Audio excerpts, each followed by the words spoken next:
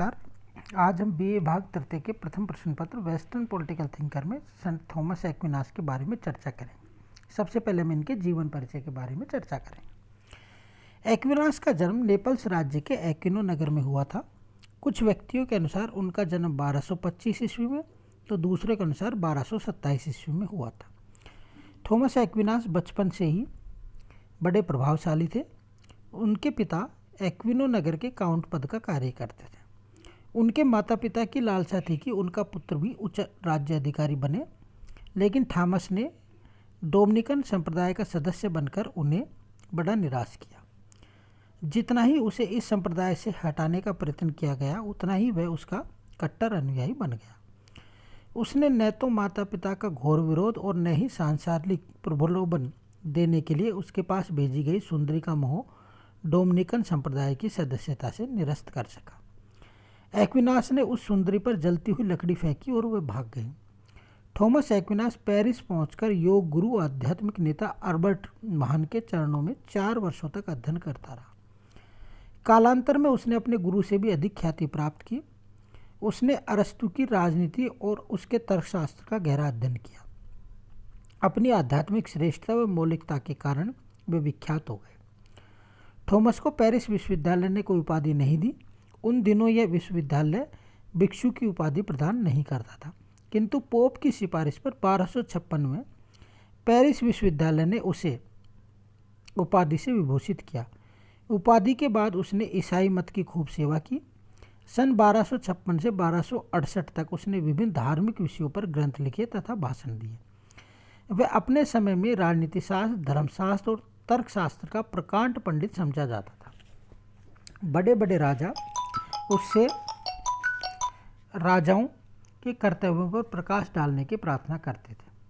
स्वयं पोप ने धर्म विधि संबंधी कठिनाइयों के निवारण हेतु अनेक बार उससे सलाह ली।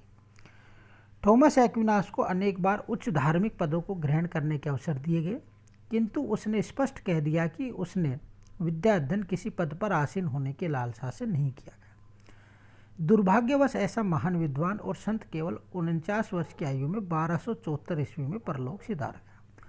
उसके शव को प्राप्त करने के लिए विभिन्न संप्रदायों में झगड़ा चला। अंत में पोप के हस्तक्षेप के कारण डोमिनिकन संप्रदाय को शव प्राप्त हो गया। एक्विनास की पद्धति और उसकी रचनाएं। सेंट थॉमस एक्विनास की पद्धति समन्वयात्मक और सकारात्मक थी। वह रचनात्मक कार्य करना चाहता था। उसने अल्बर्ट महान के साथ अरस्तु के ग्रंथ पॉलिटिक्स का सूक्ष्म अध्ययन करके अपने विख्यात ग्रंथ का वर्णन किया।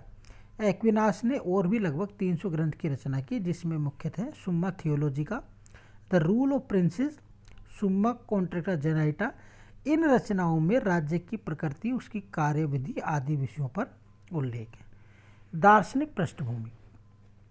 थॉमस एक्विनास के सिद्धांतों पर तात्कालिक परिस्थितियों ने और बड़ी सीमा तक अरस्तु के विचारों ने प्रभाव डाला। प्रारंभ में अरस्तु के दर्शन को ईसाई धर्म विरोधी माना गया, किंतु 1 शताब्दी से कम समय में ही उसका ईसाई धर्म की दृष्टि से पुनरुत्थान किया गया। यह कार्य अल्बर्ट महान और उसके महान शिष्य थॉमस एक्विनास ने किया। उसने स्कोलरिज्म व हेलेनिज्म तथा ऑगस्टाइन एवं अरस्तु का सुंदर समन्वय स्थापित करने का सफल प्रयास किया। उसने राजनीति शास्त्र और समाज विज्ञान में वही स्थान दिया जो अरस्तु ने दिया था, पर उसके चिंतन में धर्म की प्रधानता थी, जबकि अरस्तु के चिंतन में विवेक पर आधारित ज्ञान की। एक्विनास अरस्तु के इस विचार से सहमत था कि मानव का अंतिम लक्ष्य आनंद प्राप्ति है, लेकिन वह इसके लिए चर्च को महत्वपूर्ण साधन समझता था। उसकी दृष्टि में राज्य प्रदत्त आनंद नहीं बल्कि मोक्ष सर्वोत्तम आनंद था, और चर्च राज्य का प्रतिनिधि न होकर सामाजिक जीवन में उसका सहभागी था। एक्विनास के दर्शन का मूल मंत्र समरसता और संव्यक्तित्व पर आधारित सार्वभौमिक संश्लेषण या सार्वभौमिक व्यवस्था के निर्माण का प्रयत्न था। उसने कहा कि सर्वव्यापक ईश्वर और प्रकृति के विशाल प्रांगण में हर प्रकार की विविधता संभव है। संपूर्ण मानव विज्ञान एक ऐसे पिरामिड के समान है जिसका आधार अनेक विशिष्ट विद्वानों से मिलकर बना है। एक्विनास के प्रकृति संबंधी विचार और उसका सामाजिक और राजनीतिक दर्शन। थॉमस एक्विनास प्रकृति को सह उद्देश्य मानता था। प्रकृति की प्रत्येक वस्तु का अपना महत्व, प्रत्येक प्राणी अपनी प्रकृति के अनुसार पूर्णता प्राप्त करना चाहता है और अपनी आंतरिक प्रेरणा के अनुसार ही कार्य करना चाहता है। जो प्राणी कुछ अधिक पूर्ण होता है वह अपने निम्नतर प्राणी पर ठीक उसी प्रकार शासन करता है जैसे ईश्वर विश्व पर और आत्मा शरीर पर। हर प्राणी का अपना स्थान, कर्तव्य और अधिकार होता है। इनके द्वारा संपूर्ण योजना में योग देता है। इस संपूर्ण योजना की व्यवस्था में मनुष्य का एक विशेष स्थान होता है। इसलिए शारीरिक प्रकृति के अस्तित्व के साथ ही उसमें एक बौद्धिक और आध्यात्मिक आत्मा भी देखने को मिलती है। एकमात्र मनुष्य ही ऐसा प्राणी है जिसके शरीर और आत्मा दोनों हैं और इसी तथ्य पर मानव जीवन को संचालित करने वाली समस्त संस्थाएं और विधियां टिकी हुई हैं। एक्विनास ने मानव प्रकृति के दो स्वरूप माने, सांसारिक और आध्यात्मिक। सांसारिक प्रकृति सदैव ईश्वर के कार्यकलापों में रत रहती है और विभिन्न दोषों से मुक्त होती है। इसके विपरीत आध्यात्मिक प्रकृति का संबंध आत्मा या ईश्वरीय जगत से होता है। वह सांसारिक प्रकृति के दोषों से मुक्त होती है। दोष रहित होने के कारण ही आध्यात्मिक प्रकृति मानव स्वभाव में ईश्वरीय प्रवृत्तियों का प्रतिनिधित्व करती है। थॉमस एक्विनास का सामाजिक और राजनीतिक जीवन संबंधी सिद्धांत उसकी कृति संबंधी योजना का ही एक अंग है। प्रकृति की भांति ही समाज में विभिन्न उद्देश्य और साधनों की व्यवस्था है जिसमें विभिन्न स्तर के प्राणी रहते हैं। इसमें सामाजिक व्यवस्था में छोटा या निम्न प्राणी अपने से बड़े या उच्च प्राणी की सेवा करता है। यह उच्च प्राणी उस निम्न प्राणी को आवश्यक निर्देशन देता है और उसका पथ प्रदर्शन करता है। अरस्तु की भांति एक्विनास भी मानता है कि समाज श्रेष्ठ जीवन की प्राप्ति हेतु की जाने वाली सेवाओं के पारस्परिक विनिमय की व्यवस्था है। समाज में विभिन्न व्यक्ति और व्यवसायी अपना सहयोग प्रदान करते हैं। हर वर्ग अपना अपना कार्य करता है। एक्विनास सामाजिक व्यवस्था के शासक के अंश को पूर्ण महत्व देता है। उसका होना समाज के हित के लिए बड़ा आवश्यक है। जिस तरह आत्मा शरीर पर अथवा उच्च प्रकृति निम्न प्रकृति पर शासन करती है, उसी तरह शासक वर्ग समाज के अन्य वर्गों पर शासन करता है। एक्विनास इस मध्ययुगीन धारणा से असहमत है कि राज्य की उत्पत्ति मनुष्य के अधःपतन और पाप के कारण हुई है तथा राज्य एक प्राकृतिक संस्था न होकर आवश्यक बुराई है। उसके अनुसार राज्य तो एक प्राकृतिक संस्था है, एक समाज उपयोगी संस्था है। राज्य इसलिए आवश्यक नहीं है कि वह मनुष्यों की बुराइयों को देखता है, बल्कि इसलिए आवश्यक है कि राज्य के भीतर रहकर ही मनुष्य अपना पूर्ण विकास कर सकता है। राज्य के बाहर रहकर वह पूर्ण आत्म साक्षात्कार नहीं कर सकता। राज्य एक सर्वथा स्वाभाविक संस्था है। यदि मनुष्य का पतन न हुआ होता तो भी यह मानव समाज में पाई जाती। राज्य के कार्य। एक्विनास यूनानी, रोमन और ईसाई धर्म के विचारों का समन्वय करते हुए राज्यों के कार्यों का निर्धारण करता है। उसके अनुसार राजपद एक ऐसा पद है जो संपूर्ण समाज के लिए है। समाज हित में योग देने के लिए ही शासक की सार्थकता है। इसी के लिए वह अपनी शक्ति ईश्वर से प्राप्त करता है। शासक का नैतिक उद्देश्य बड़ा उच्च है।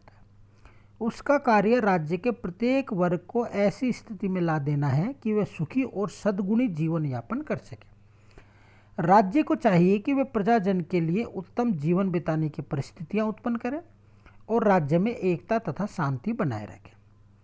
राज्य को अथवा शासकों को बाह्य शत्रुओं से समाज की रक्षा के लिए सदैव सन्नद्ध रहना चाहिए और कानूनों के पालन के लिए पुरस्कार तथा दंड द्वारा प्रजा को नियंत्रण में रखना चाहिए।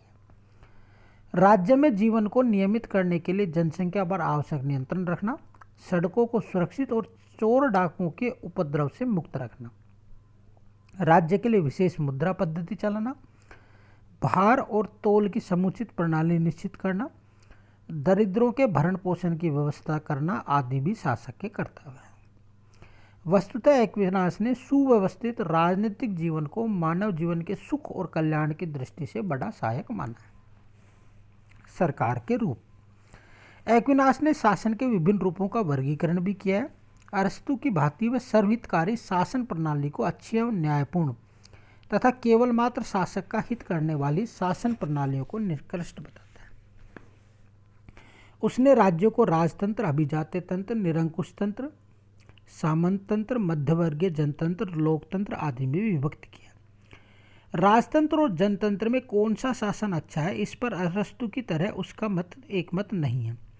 फिर भी उसने राजतंत्र को सर्वश्रेष्ठ शासन प्रणाली माना है और इस विषय में अरस्तु के ग्रंथ पॉलिटिक्स की तर्क शैली का अनुसरण किया है। उसके अनुसार एकता समाज का मुख्य ध्येय है, अतः सरकार के संगठन में एकता लाने के लिए शासन की बागडोर एक ही व्यक्ति के हाथ में रहनी चाहिए। जिस प्रकार मनुष्य के शरीर के विभिन्न अंगों पर हृदय शासन करता है, इस विस्तृत संसार पर केवल एक ही शक्ति ईश्वर का शासन है। मधुमक्खियों पर रानी मक्खी का साम्राज्य है, उसी प्रकार राज्य में एक व्यक्ति का शासन होना उचित है। राजतंत्र में शांति, सुव्यवस्था एवं समन्वय भली भांति स्थापित किया जा सकता है। वास्तव में मध्यकाल की अराजक और अशांत राजनीतिक परिस्थितियों में शांति स्थापित करने में सक्षम राजतंत्र को एक्विनास द्वारा श्रेष्ठ माना जाना स्वाभाविक था। यद्यपि एक्विनास ने राजा की शक्ति सीमित होने की बात कही है, पर उसने अपने आशय को स्पष्ट नहीं किया है। Thank you.